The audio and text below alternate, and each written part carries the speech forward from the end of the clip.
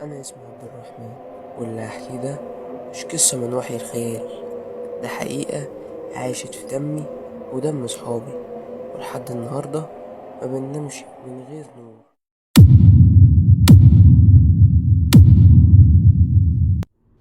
احنا كنا 5: أحمد ومحمود وعامر وزياد وأنا. ما كناش بتوع ترندات ولا بنألف، بس الشيطان لما يحب يبوظ بيبوظ في قعدة حلوة.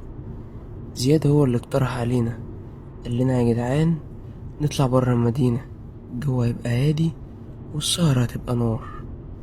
أحمد كان قلقان منه، قال لنا ماشي بس نرجع بدري وما نتأخرش. أنا سكت، بس قلبي كان مقبوض. كان في برودة غريبة في الجو رغم إننا في الصيف. الساعة بقت 11 بالليل، الطريق بدأ يفضى والجو كان هادي والنور بدأ يقل. محمود بص من الشباك وقال بصوت مهزوز: هو الطريق ده ماله بقى ميت كده ليه؟ عامر كان بيصور فيديو بس فجأة سكت ونزل التليفون.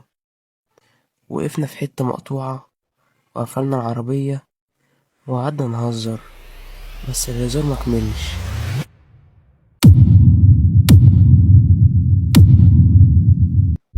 بعد حوالي نص ساعة سمعنا الصوت ده، خطوات تقيلة بتمشي حوالين العربية.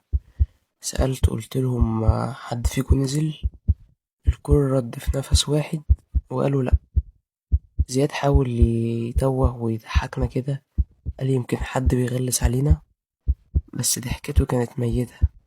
محمود همس، قال الصوت مش بيتحرك، الصوت ثابت ورانا. نزلنا من العربية، عامر شغل الكشاف، النور كشف الرملة وبس، مفيش أثر لرجلين، مفيش حد، بس الكشاف بدأ يرعش وينور ويطفي لوحده. وفجأة سمعنا نفس ورا العربية بالظبط. لفينا، شفنا الباب العربية مفتوح. زياد وشه بقى لونه أبيض زي الكفن. احنا مش قفلنا الباب ده؟ قلت بصرخة مكتومة: اركبوا هنمشي دلوقتي. دورت العربية ودوست بنزين لآخر الدواسة، بس العربية ما بتتحركش والعداد واقف على الصفر.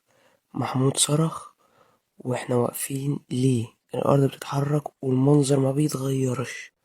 واحنا الصوت جه من جوه العربية، همس في ودنا كلنا. انتوا نسيتوا حاجة.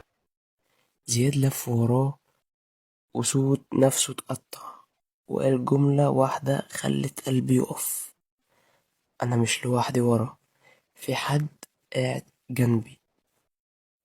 ما سمعناش غير كلمة عامر: محدش يبص وراه. فتحنا البيبان وجرينا في الضلمة، حتى واحنا ماشيين مش شايفين رجلنا بتدوس على ايه، لحد ما فجأة لقينا نفسنا على الطريق العمومي والنور رجع والحمد لله الشبكة اشتغلت كأننا كنا في عالم تاني. ورجعنا. زياد خرج من الجروب بتاعنا واختفى، معرفناش عنه حاجة. واحمد ما بيخرجش من بعد المغرب. وانت لو بتسمعني دلوقتي بتفكر تطلع مشوار بالليل في مكان فاضي، افتكر ان مش كل مكان بيحب الزوار، وفي اماكن اللي بيدخلها ما بيخرجش منها.